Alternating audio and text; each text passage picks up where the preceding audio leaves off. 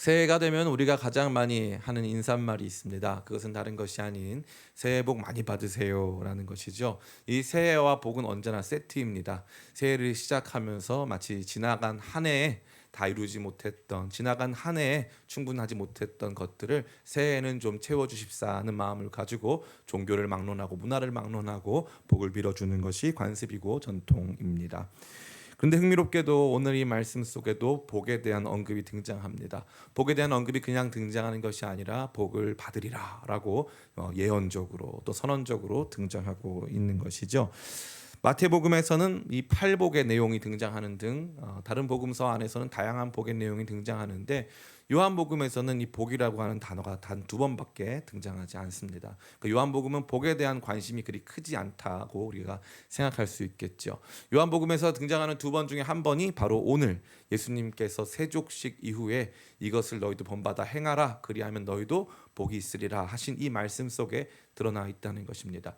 2022년 한 해를 복받기를 원하는 마음을 가지고 시작하는 우리에게 있어서 이 말씀은 그야말로 복이 어떻게 어떠한 모습으로 우리 가운데 임하는가를 다시 한번 상기시켜주고 그 복을 받고자 하는 우리의 수고와 노력을 한 방향으로 이끌어주는 아주 중요한 말씀이 아닐 수 없는 것입니다. 아무쪼록 오늘 본문 속의 예수님의 말씀처럼 예수님 행하신 세족식의 의미를 알고 행하며 예수님께서 주시고자 약속하신 그 복을 함께 받아 누리는 2022년 한 해 모든 성도님들 다 되시기를 예수님의 이름으로 축원합니다. 아멘. 옆 사람 같이 바라보면서 복 받으세요. 네, 복 받으세요. 네, 오늘 이 말씀은 우리가 매우 익숙한 말씀입니다. 예수님께서 제자들의 발을 닦아주신 세족식 장면을 저 여러분 가운데 보여주고 있습니다. 그런데 예수님께서 그냥 이 세족식을 하셔서 예수님이 참 겸손하신 성품을 가지고 계셨음을 보이신 것이 아니라 우리도 이 세족식을 행하라고 본을 보이신 것 같은 느낌을 강하게 줍니다. 15절부터 17절 말씀 우리 같이 한번 읽어보겠습니다. 15절부터 17절입니다. 같이 읽습니다. 시작. 내가 너희에게 행한 것 같이 너희도 행하게 하려 하여 본을 보였노라. 종이 주인보다 크지 못하고 보낸 자보다 크지 못하니 너희가 이것을 알고 행하면 복이 있으리라. 아멘.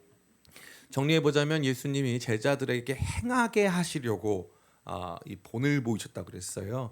행하게 하시려고 시범을 보이신 거예요. 군대 가면은 이 군대에서 이 훈련소에서 훈련된 조교가 먼저 나와서 시범을 보여줍니다. 그러면 따라하는 거거든요. 그러니까 예수님께서도 제자들에게 따라하라는 의미에서 시범을 보여주셨다는 것이죠.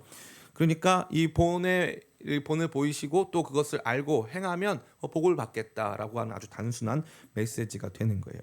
그런데 이제 이 정도 생각해 보면은 우리가 목사님 그럼 이 세족식을 정기적으로 예수님이 제정하신 예식이고 친히 본을 보이셔가지고 예수님께서 이렇게 하라고까지 명령하셨는데 알고 행하면 복 받는다고 분명히 말씀하셨는데 세족식을 성례 다시 말해서 세례나 성찬의 하나로 종종 우리가 시행해야 되는 것 아닐까요? 라는 생각을 갖는 분이 계실 것 같습니다.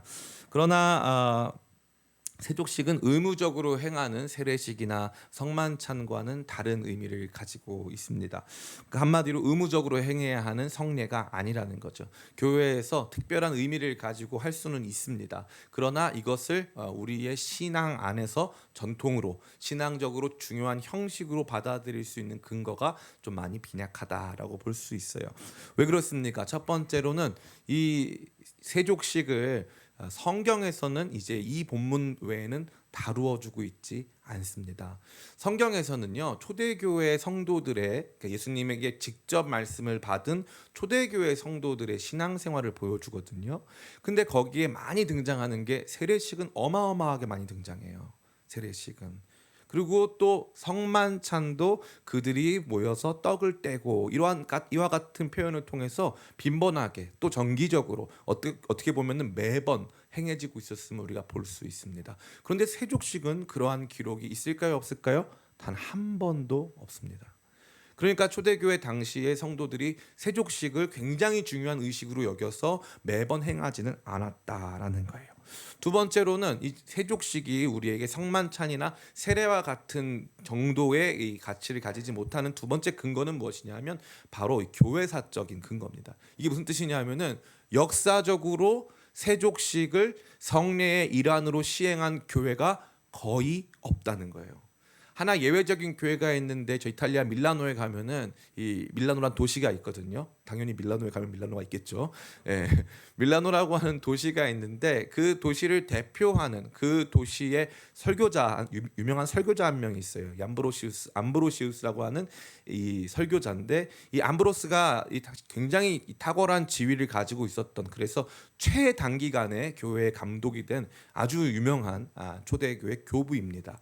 이 암브로시우스는 이 요한복음 13장을 읽다가 이거는 진짜 성례 중에 하나다라고 해가지고, 암브로시우스가 그 교회의 성례식, 밀라노 교회의 성례식에는 이제 첫 번째는 세례식이 끝나면 세족식이 끝나면 도유식이라 그래서 머리에 기름을 바르는 의식, 그 다음에 성만찬까지 4개를 한꺼번에 진행한 것으로 유명합니다.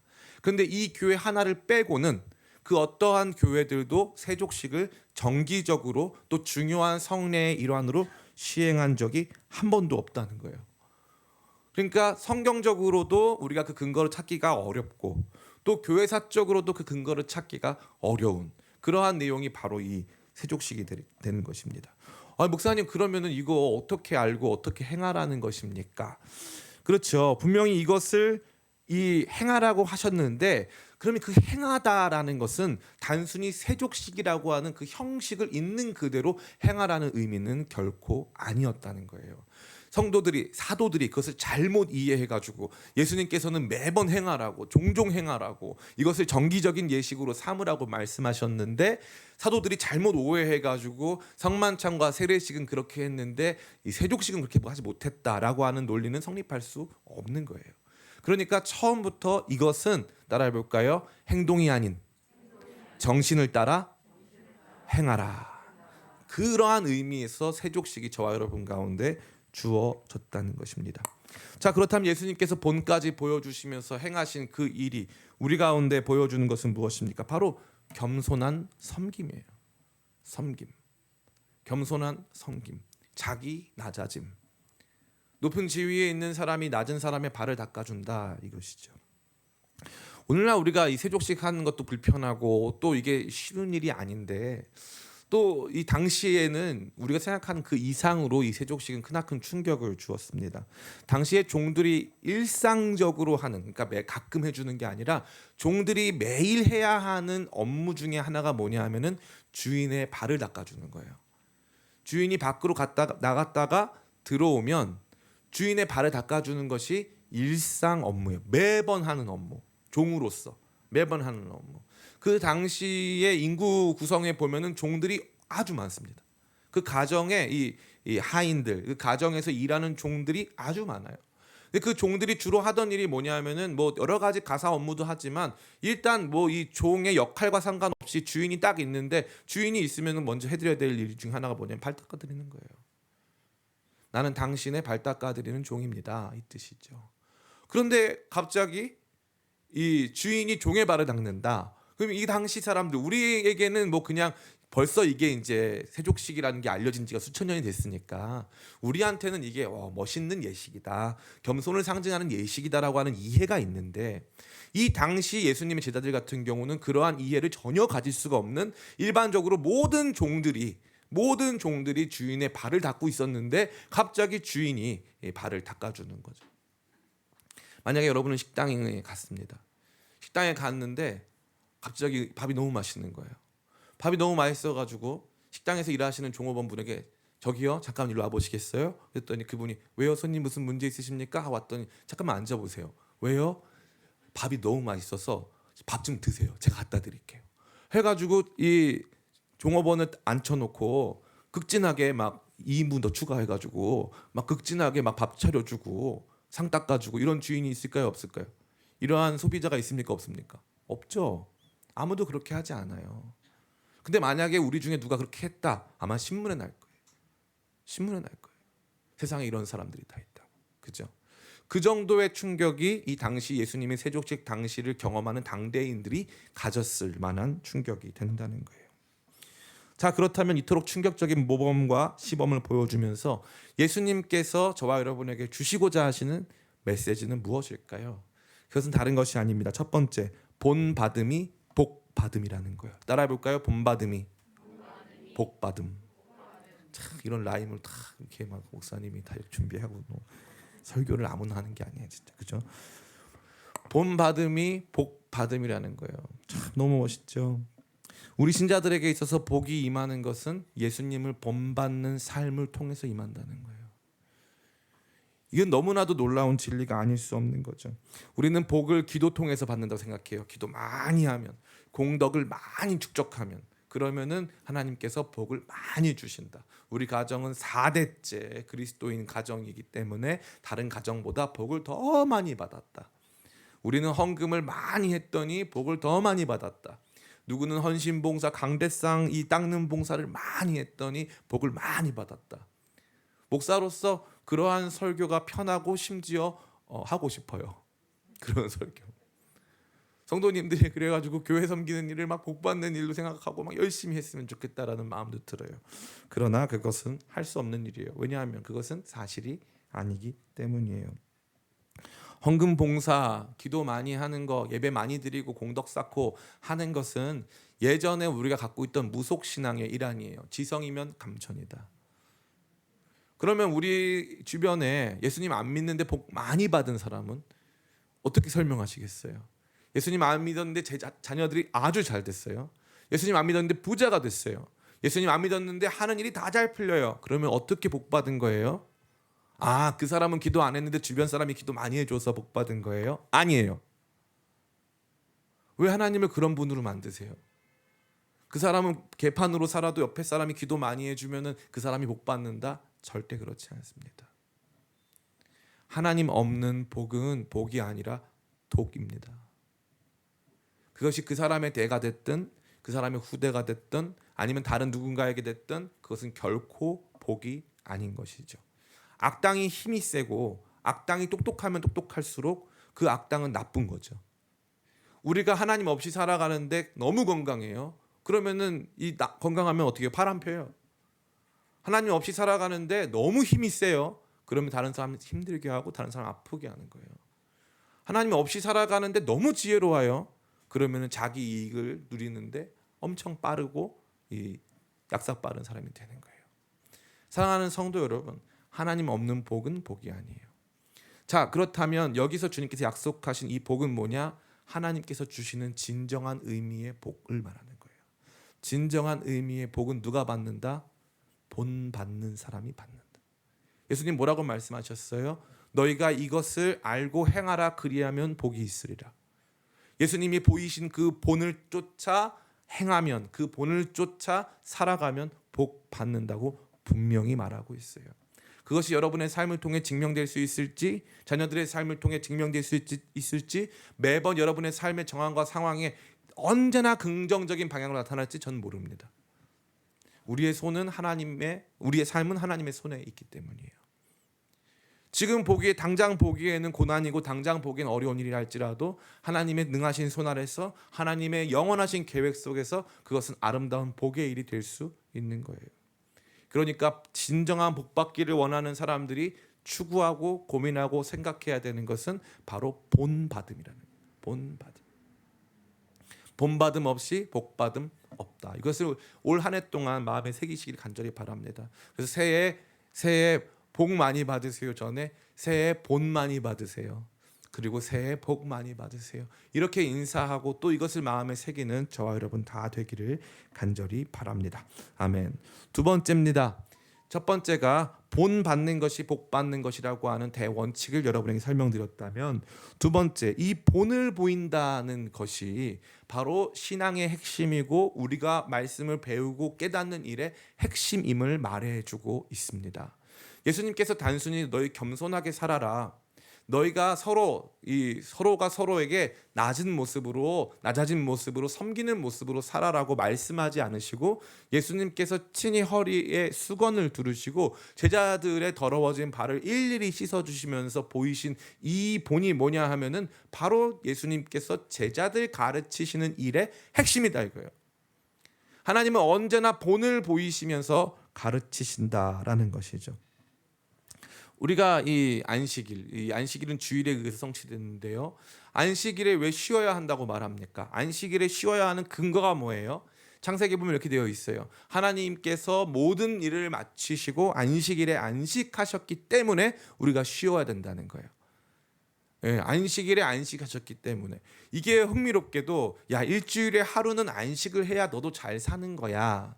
일주일에 하루 정도는 안식을 해야 땅도 쉬고 이 소들도 쉬고 가축도 쉬고 하는 거야. 그러니까 안식이 유익하니까 쉬어야 해가 아니라는 거예요. 이게 흥미로운 거예요. 안식이 유익하니까 쉬라는 말씀이 없어요. 안식일은 하나님이 쉬셨기 때문에 쉬는 거예요. 하나님이 쉬셨기 때문에. 자, 여러분에게 물어보고 싶습니다. 그럼 하나님께서는 지금도 안식일에 쉬십니까? 안 쉬십니까? 예, 우리 오늘은 물어볼 사람이 없네요. 세윤이도 없고 재식이도 없고 물어볼 사람이 없습니다. 딱히. 예, 우리 집사람한테 물어봤다가는 또 이렇게 어려움이 있기 때문에. 예. 안식일에 하나님은 안 쉬십니다. 왜요? 예수님이 분명히 이렇게 말씀하셨어요. 예수님이 안식일에 병자를 고치니까 너 안식일을 왜 안 지키냐 했더니 내 아버지께서 일하시니 나도 일한다 이렇게 말씀하셨어요. 그러면 하나님께서 6일 창조 후에 안식하신 그 안식의 목적은 뭐예요? 본 보이신 거예요. 본을 보이신 거예요. 이렇게 하는 거야. 하나님 우리 아버지시잖아요. 이렇게 하는 거야. 우리 삶에서 일주일에 하루는 안식하는 거야. 이렇게 하는 거야. 하나님은 온 우주의 주관자이시기 때문에 쉬실 수가 없어요. 하나님이 쉬면 난리가 납니다. 막 이 우주의 여러 가지 원리들이 막 부딪히고 충돌하고 행성이 터지고 난리가 나요. 그러니까 하나님이 쉬시면 안 돼요. 하나님 섭리하시고 계속 일하셔야 돼요. 불꽃 같은 눈동자로 지금도 우리를 지켜 보호하셔야 돼요. 그럼에도 불구하고 하나님께서 안식하심은 본을 보이신 거예요. 본을 보이신 거예요. 이렇게 행하라고 본을 보이시는 거예요. 사도 바울은 뭐라고 말합니까? 너희가 나를 본받으라라고 말해요. 이 본받는다는 것을 제일 잘 이해할 수 있는 게 뭐냐면 옷을 만들 때 이 옷을 가지고 처음에 이제 샘플을 만든 다음에 이 샘플을 탁 대고 이 옷에 그림을 그리는 거예요. 그렇게 해가지고 천 하나하나의 그림을 다 그려가지고 그 천을 다 만들어가지고 하나씩 하나씩 옷을 이렇게 만들어가는 거예요. 그게 본이라는 거예요. 본. 이게 없으면 이 본이 없으면 이 옷을 못 만들어요. 본이 있어야 돼요. 단순한 디자인이 아닌 그 디자인을 기초로 한 본이 있어야 되는 거예요. 본이. 성경적 가르침, 기독교 교육의 핵심은 무엇이냐? 바로 이 본받음이에요. 본받음. 우리 기쁨의 교회에서 이제 조이풀 하면 이제 영어로 L자인데 이 L자를 가지고 우리 교회가 우리 기쁨의 교회의 리더십 방향을 만들었어요. 그게 뭐냐면은 리더 as follower. 이 말은 무슨 뜻이냐면은 리더는 팔로워, 따라가는 사람이다라는 뜻이에요. 그 말이 뭐냐? 목사님들이 야 이거 하세요, 저거 하세요, 이렇게 하세요. 왜 그렇게 하셨어요? 이건 이렇게 하는 게 맞습니다라고 말로 지시하는 사람이 목사다? 아니라는 거예요. 목사가 예수님을 제대로 따라가야 사람들도 목자를 따라오는 거예요. 우리가 그동안 한국교회에 대해서 생각해 볼 일이 굉장히 많이 있어요. 우리가 뭘 안 했냐면은 목사님들의 손가락은 따라갔어요. 일로 가세요, 절로 가세요, 이렇게 하세요. 그러면 복을 받을 거예요. 목사님들이 주시는 손가락은 엄청 따라갔단 말이에요. 그런데 정작 그 목사님이 가는 길을 안 따라갔어요. 따라가 보니까 어떻게 됐어요? 목사님 가는 길 가봤더니 이거 뭐 나랑 별반 차이가 없구만. 목사님 따라가는 길 가봤더니 예수님 안 따라가대요. 목사님의 손가락은 따라갔는데 정작 목사님이 안 따라가는 길, 목사님이 가지 않는 길, 목사님 따라갔더니 이상한 길로 갔어요. 그런 일들이 너무나도 많아요. 목회자들이 회개해야 될 부분은 바로 그것입니다. 예수님 뭐라고 말씀하세요? 여기로 가라라고 말씀하신 적도 있어요. 그러나 예수님 더 많은 상황 속에서 제자들에게 뭐라고 하시는 줄 알아요? 나를 따르라. 나를 따르라. 예수님 가시는 그 길을 따르라. 그러니까 예수님이 먼저 가셔야 따라갈 수 있잖아요. 먼저 가신 거예요. 그 삶을, 그 행동을, 그 본을, 그 가치를 예수님께서 먼저 걸어가신 거예요. 먼저 걸어가지 않았는데 따라오라고 말할 수는 없는 거예요. 제가 예전에 음악을 가르칠 때 제가 맨날 하는 말이 있어요.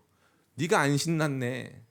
건반을 연주하는 사람, 드럼을 연주하는 사람, 악기를 연주하는 사람, 자기는 안 신났는데 막 찬양 인도할 때 막 이래요. 우리 함께 춤추며 주께 찬송해, 춤을 추면서. 자기는 안 신났어요. 자기는 춤 안 춰요. 그런데 사람들 보고 춤추라고 해요. 절대 안 추는 거죠. 제가 아는 한 선교사님이 이제 간증을 하는데, 본인이 너무 뜨겁게 이제 은혜를 받아가지고 막 예배 시간 되면 막 정말 춤을 추고 싶더라는 거예요. 그 막 은혜가 안 되니까 뒷자리에서 이제 막 추다가 혼자서 뒤에서 막 춤을 추다가 이거 안 되겠다. 그랬더니 기도를 했더니 주님 마음 맞는 사람 한 명을 더 주세요. 저 혼자는 못 하겠습니다. 도저히 창피해서 못 하겠어요. 그랬더니 마음 맞는 사람 한 명 더, 하나님께서 비슷하게 미친 사람을 하나 보내줬어요. 그래서 둘이서 예배 시간만 되면 앞에 나와가지고 막 뛰고 막 춤을 추는 거예요. 그러니까 1년이 지나니까 거기 있는 회중들이 다 뛰고 춤을 추는 거예요. 누군가 한 사람이 들어가지 않으면 절대 따라갈 수가 없어요. 자, 이 이야기를 좀 어려운 부분을 적용해 볼게요. 여러분 가정에서, 여러분 자녀들에게, 여러분이 이끌고 있는 사람들에게 우리가 주고 있는 가르침은 손가락 가르침이에요? 아니면 우리 등을 보여주는 가르침이에요? 너 이렇게 살아야 된다. 너 예수님 잘 믿어야 된다. 이게 맞는 길이다. 예수님께서는 언제나 어떤 것을 행하실 때 본을 보이셨어요. 제자들 보고 야 십자가 올라가라. 사람들을 위해서 희생하는 삶이 가치 있는 삶이야 라고 말씀하지 않으시고 예수님이 십자가 올라가셨어요. 예수님이 제자들의 발을 닦아주셨어요. 예수님이 먼저 들어가시는 거예요. 먼저. 이 공수부대 특징이 있는데 1년에 몇 번씩 이렇게 낙하하는 훈련을 받아요. 낙하할 때 누가 제일 먼저 뛰어내리냐? 공수특전 사령관이 먼저 뛰어내려요. 1번이에요. 1번. 그 다음에 뛸 수 있는 거예요. 본을 보이지 않는 가르침을 주는 사람을 전문 용어로 꼰대라고 불러요. 꼰대. 자기는 그 길을 가지 않을 거면서, 자기는 그러한 삶을 살지 않을 거면서 손가락으로만 가르치는 사람들. 지금 기독교 신앙은요, 큰 위기에 봉착하고 있어요. 왜냐하면 많은 목사님들이 스스로 꼰대임이 드러났기 때문이에요. 자기는 정작 그러한 삶을 살지 않을 거면서 성도들에게 그러한 삶을 요청하고 있는, 본을 보이지 않는 가르침은 하나님의 가르침이 아닙니다. 이 말씀이 우리에게 참 크나큰 메시지를 던지는 거예요. 크나큰. 교회에서 성장해서 리더가 되고 교회를 이끌어가는 어른이 된다는 건, 교회를 세우고 교회를 건강하게 하고 주님께서 하실 만한 일들을 감당케 하는 그 일에 있어서 어른이 된다는 것은 먼저 본을 보이는 거예요. 제가 보면 재밌어요. 보수적인 교회는요, 특징이 뭐냐면은 청년들도 보수적이에요. 이게 재밌어요. 교회의 문화는요, 청년이라고 다 개혁적이지 않아요. 이게 흥미로운 게, 교회의 문화는 흘러요. 그게 왜 그러냐 하면은 본받아서 그래요. 닮아가니까. 결국 주님께서 우리 가운데 가르치시는 모든 가르치심은 닮아가는 거예요. 예수님 닮아가는 거. 그런데 예수님 보이신 본을 모른다. 알지 못한다. 그것에 대해서 주목하지 않았다. 그럼 본받을 수 있어요? 없어요? 없어요. 그래서 신앙을 어떤 걸로만 여기냐 하면은 감정. 우리 아까 전예훈 자매가 얘기 많이 했는데, 기도했을 때 말씀하셨는데, 감정으로만 여기는 거예요. 마음이 뜨거워지고 뭔가 이렇게 편안해지고 뭐 변화가 일어나고. 그런데 거기에는 뭐가 없냐? 예수님 보이신 본이 없어요. 예수님이 이렇게 했으니까 우리가 이렇게 해야 되는 거 아니냐라는 말을 못하는 거예요. 그런 건 중요하지 않은 거죠. 그래 놓고서는 왜 나는 복 받지 못했냐는 거예요. 나는 기도 그렇게 많이 하고 열심히 섬겼는데 나는 왜 복을 못 받았느냐? 거울을 보시면 돼요. 거울을 보시면 된다고요. 늘 화가 나 있는 그리스도인, 늘 불평불만이 가득한 그리스도인, 늘 남에게 손가락질해서 다른 사람들이 가야 할 길을 제시하지만 정작 자기는 그 길을 가지 않는 못난이 그리스도인의 얼굴이 우리의 거울 앞에 놓여져 있다면, 우리는 주님께서 본받음으로 말미암아 주시겠다 약속하신 복받음을 전혀 받을 수 없는 종류의 사람들이라는 거예요. 제가 말씀드렸죠. 악당이 복을 받으면 문제가 심각해지는 거예요. 악당이 힘이 세지고 악당이 지혜로워지고 악당이 권력이 많아지면은 문제가 더 심각해지는 거라니까요. 거울을 보세요. 내가 복 받을 만한 사람인지. 내가 복을 받았을 때 이 복이 주님께서 분명히 아브라함에게 뭐라고 말씀하셨냐면은 너는 복이 될지라 모든 열방이 너로 말미암아 복을 받겠다고 말씀하셨어요. 그래서 이 복이라는 것은 나를 통해서 흘러가는 거거든요. 나한테 채워지는 게 아니고 나를 통해 흘러가는 거예요. 나의 삶을 통해 다른 사람들이 복을 받는 거거든요. 근데 내가 예수님을 본받아 복 받을 만한 사람이 아닌데 나에게 복이 임하면 그 돈은 다 뭘로 쓰겠어요? 내 욕망을 위해 쓰는 거예요. 나에게 건강이 임하면 내 욕망을 위해서 건강 쓰는 거예요. 나에게 권력이 임하면 내가 유명해지면 다 자기 영광을 위해 하는 거예요. 복 받을 만한 사람의 가치인가를 확인하는 가장 중요한 척도는 내가 그리스도를 본받고 있느냐 이거예요. 그리스도를 본받는 삶을 내 안에서 조금이라도 가져본 적이 있느냐 이거죠. 가져본 적이 있느냐. 사랑하는 성도 여러분, 저는 여러분 모두가 그리스도를 본받아 복 받으시길 축원합니다. 그것이 주님께서 우리를 가르치시는 방법이에요. 그래서 우리의 가르침이 우리의 다음 세대로 흘러가지 않는 이유가 뭔지 아세요? 가끔 보면은 목사님, 우리 자녀가 신앙이 별로 없어요. 물론 굉장히 신실한 분들이신데 자녀 문제로 아파하시는 분도 당연히 계시지만 어떤 분들 중에는 교회 중직자임에도 불구하고 자녀들을 신앙생활 가운데 인도하거나 하는 것보다 애 공부시키는데 혈안이 돼가지고 학원이 그렇게 중요하다고 좋은 대학 가는 게 되게 중요하다고 절대 타협 못 하시는 분들 계세요. 목사님 애들이 다 하니까 어쩔 수 없어요. 예, 제가 충분히 이해합니다. 근데 문제가 뭐예요?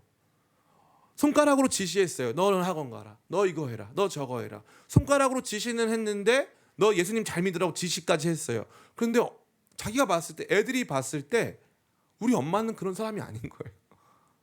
우리 아빠는 그런 사람이 아닌 거예요. 본받음이 없는 거예요. 그러면 자녀가 내 본도 못 받기 때문에 내가 예수님 본받는 것도 모르고 그러니까 결국 복받지 못할 사람이 된다. 기가 막힌 거죠. 복받지 못할 사람 만들어 놓고 애 복받게 해달라고 기도하는 거예요. 예수님 닮아가야 한다라고 하는 그 삶의 내용을 말해주지도 않은 채 우리는 하나님을 너무 죄송하지만 너무 홀대하고 너무 이 모욕적으로 여길 때가 많아요. 내 마음대로 살다가 갑자기 기도해가지고 주님 제가 40일 금식 기도할 테니까 이 문제 해결해 주세요. 나는 그 문제를 해결해 주려고 했는데 굳이 40일 기도할 필요는 없어. 아니에요. 제가 기도할 거예요. 하나님하고 뭐 하는 거예요? 거래하고 하나님 협박하는 거예요. 하나님 협박하는 거예요. 이 문제 해결해 주세요. 그 보면요. 다 화가 나 있어요.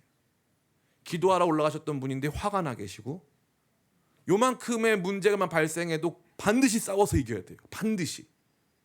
요만큼의 손해도 볼 수가 없는. 단 요만큼도. 여러분에게 물어보고 싶어요. 만약에 여러분들이 누구를 만났는데 여러분한테 요만큼도 손해볼 마음이 없는 사람이면 좋겠어요? 아니면 조금 내가 실수해도 봐주고 내가 조금 이렇게 자기 이익을 좀 가져간다고 해도 너그럽게 용서해 주는 사람을 원하세요? 사람은 다 누구나 그걸 원하면서 다른 사람들한텐 그렇게 인색한 거예요. 예수님은 십자가를 오르시고 제자들의 발을 닦아주시는데 그런 본은 전혀 신앙적이가 목사님 그거 너무 윤리적이에요. 목사님 그거 너무 도덕적이에요. 아니에요. 이게 영적인 거예요. 이게 복받는 비결이에요. 아마 여러분 중에 태반은 이런 설교 처음 들어보셨을 거예요. 거룩한 삶이 복받는 길이다. 이 거룩한 삶이 복받는 길이에요. 기도를 많이 한 삶이 아니라 예수님 닮은 삶이 예수님 닮는 게 신자의 목표인데 예수님의 본을 본 적도 없으면서 겸손하게 희생하려고 하는 마음도 없으면서 그래 놓고서 복 달라고 기도하면 협박하는 거잖아요. 왜 우리의 신앙이 이렇게 값싸졌냐 이거예요. 왜 이렇게 값싸졌냐. 왜 우리의 신앙이 세상에서 짓밟히냐 이거죠. 소금이 그 맛을 잃었기 때문에. 소금은 무슨 맛이 나야 돼요? 짜야죠. 소금 맛이 나야죠. 그럼 그리스도인은 무슨 맛이 나야 돼요? 그리스도 맛이 나야 될 거 아니에요. 그 삶이 없는데 예전에 성도들은 기도를 많이 한 게 그 삶은 기본 깔고 간 거예요.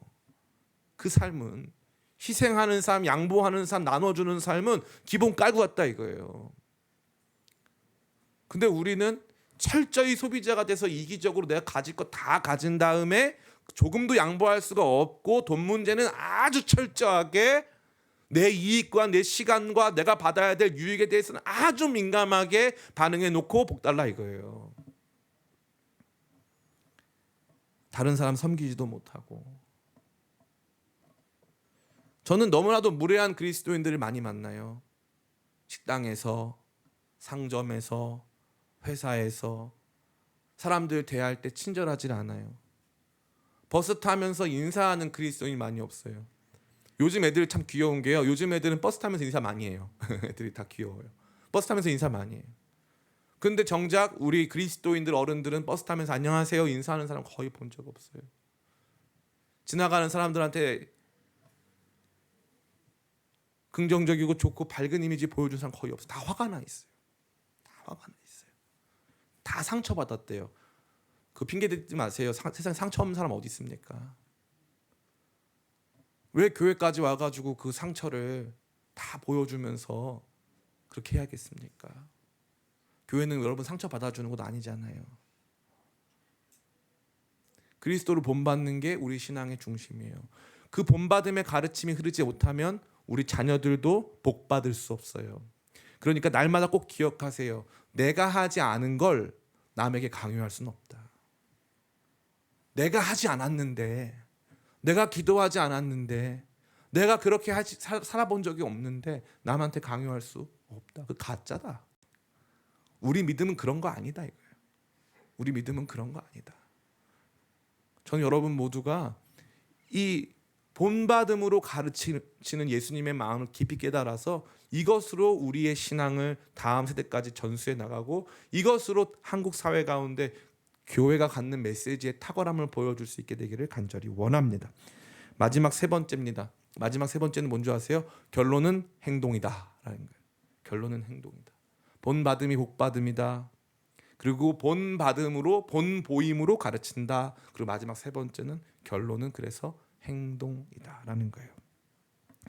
이 말씀은 겸손한 마음을 갖는 것을 넘어서서 행해야 복을 받는다고 되어 있어요. 그렇죠? 같이 한번 우리 읽어볼까요? 우리 17절 말씀 같이 한번 읽어보겠습니다. 시작. 너희가 이것을 알고 행하면 복이 있으리라. 아멘. 세상에서 제일 쉬운 게 뭔지 알아요? 하면 된다가 제일 쉬워요. 하면 된다가 제일 쉬워요. 이거 얼마나 간단합니까? 이렇게 하면 복 줄게. 정해져 있는 거예요. 너희가 이렇게 하면, 다른 사람들의 발을 닦아주면 복을 줄게. 복이 있으리라. 복이 있을 것이야 라고 명시적으로 말씀하셨어요. 얼마나 쉽습니까? 얼마나 쉬워요. 다른 사람들의 발을 닦아주면 복을 주신다는 거예요. 그거 왜 못하겠습니까? 여러분 만약에요, 뭐 액수에 따라 다르겠지만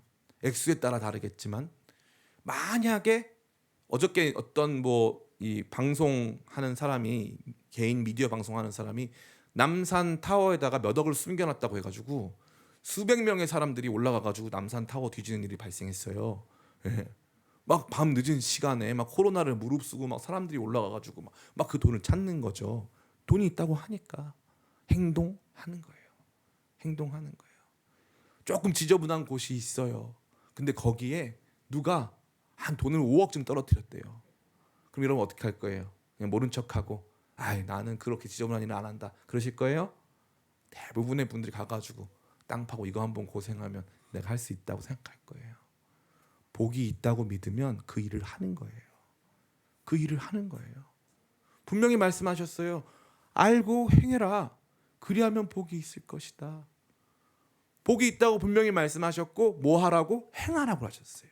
그리고 예수님 이 본을 왜 보이셨다고 그랬어요? 제자들이 행하게 하려고 예수님께서 본을 보였다.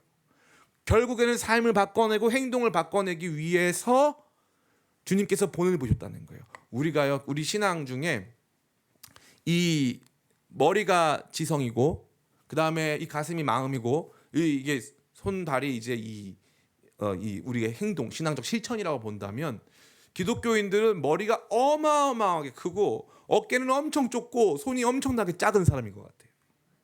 그래서 우리보다 ET. 누가 봐도 ET. 머리가 엄청 큰데 손이 엄청 작아요.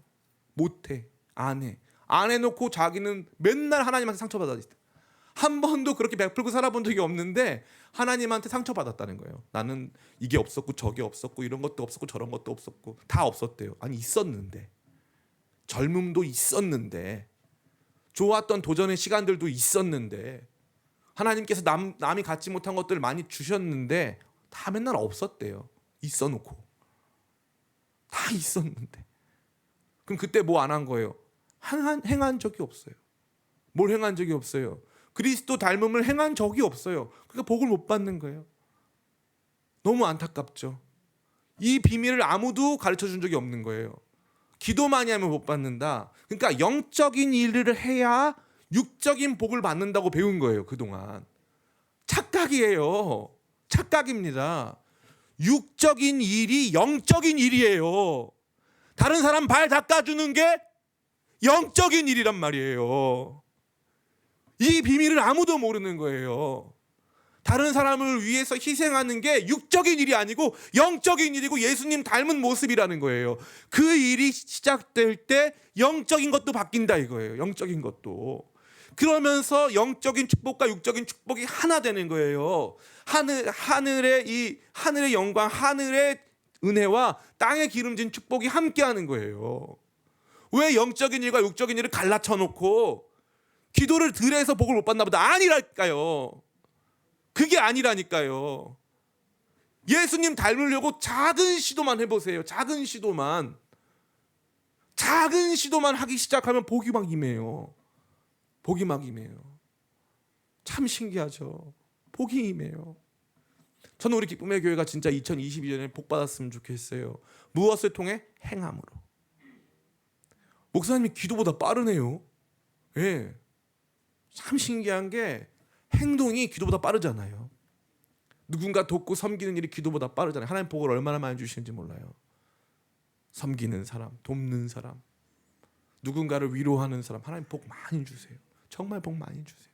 전 여러분들이 이것을 삶 속에서 체험해서 목사님, 제가 이 영적 신비를 깨달았어요. 보니까 내가 진짜 예수님처럼 다른 사람의 발을 닦아주고 다른 사람을 섬겼더니 하나님 저렇게 복을 주셨어요. 신기하죠.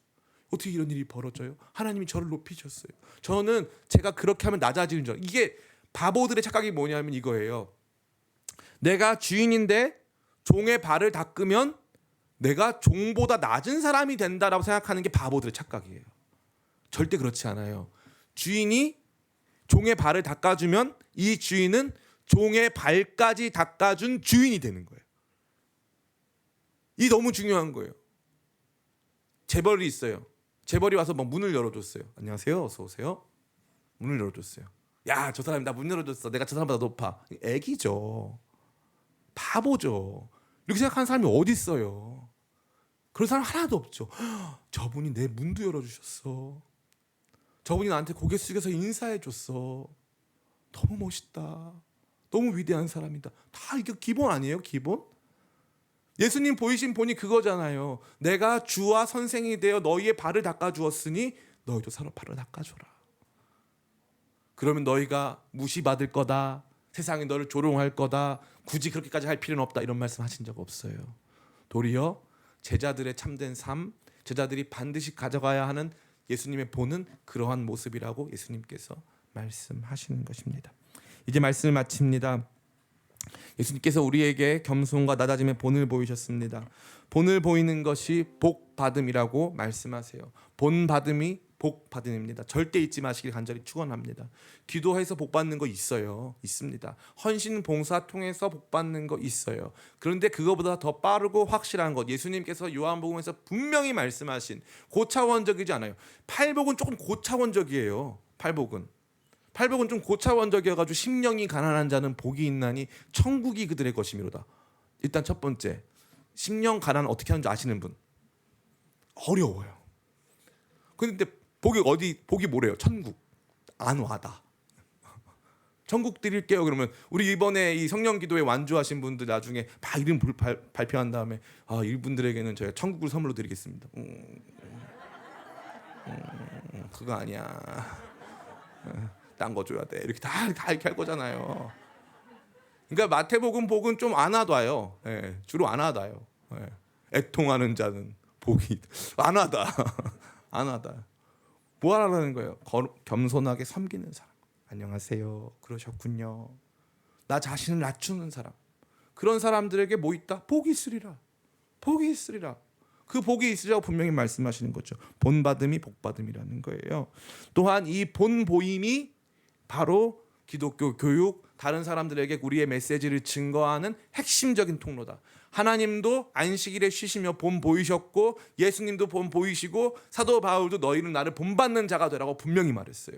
이 본 보임으로 우리의 신앙을 이어가고 세상 가운데 우리가 가진 메시지를 보여줘야 할 책무가 있다라는 것입니다. 또한 예수님을 따라 행할 때 이 행함이 굉장히 중요하다고 예수님께서 말씀하셨어요. 제자들에게 행하게 하시려고 본을 보이셨다고 명시적으로 말씀하셨습니다. 그러니까 그 본을 받고 그 본을 놓고 내가 기도하면 이게 아니고 본을 받고 안 돼도 결과가 안 좋아도 행하는 거예요. 행하다 보면 행함의 근육이 생겨요. 그래서 처음에 버스 타기 전에 인사하면 내가 낮은 사람 될 것 같고 저 고개 숙여 인사하면 저 기사 아저씨가 높은 사람 될 것 같은데 이런 생각 다 버리고 안녕하세요 인사하고 들어가는 거예요. 감사합니다. 잘 먹겠습니다. 고맙습니다. 새해 복 많이 받으세요. 이렇게 하면서 다른 사람들 지나가다가 일하시는 분들 만나면 다 그렇게 하는 거예요. 택시 운전사를 만나면 다 그렇게 하는 거예요. 겸손하게 나를 낮추는 거예요. 뭘 그 대단한 사람이라고 막 어깨를 막 세워가면서 달릴 필요가 뭐가 있습니까? 겸손함을 행하는 거예요. 교회 안에서도 마찬가지예요. 교회 안에서도 청년들한테 반말해가면서 야 이거 갖고 와 저거 갖고 와. 요즘 애들은 버릇이 없어요. 청소를 안 해. 예? 왜 이렇게 좋아해요? 젊은 꼰대 가지고 앉아 있어가지고 저자가 그렇게 하는 자이기 때문에 농담입니다. 그렇게 하면 안 된다는 거예요. 도리어 먼저 가서 소리 없이 먼저 가서 저는 그걸 많이 봐요. 우리 교회 장전도사님이요 연세도 이제 70도 넘으셨는데 진짜 교회에서 소리 없이 다 섬기신단 말이에요. 그럼 우리는 그런 부분들을 보면 어떻게 해야 돼요? 아이고 우리는 마음대로 살자. 애들이나 그렇게 하는 거죠. 시간이 가면 갈수록 나도. 그래서 장도사님 맨날 하시던 일인데 사람들도 보니까 이제 할 일이 별로 없어요. 맨날 사람들이 와가지고 다 이렇게 하는 거예요. 그게 교회의 모습이고 그게 복이 있는 거예요. 저는 여러분들 모두가 진짜 예수님 닮은 예수님의 본을 받는 행동하는 그리스도인 되어서 주님께서 약속하신 거룩한 복을 받는 그래서 본 받음으로 복 받는 모든 성도들 다 되시기를 예수님의 이름으로 축원합니다. 아멘. 기도하겠습니다.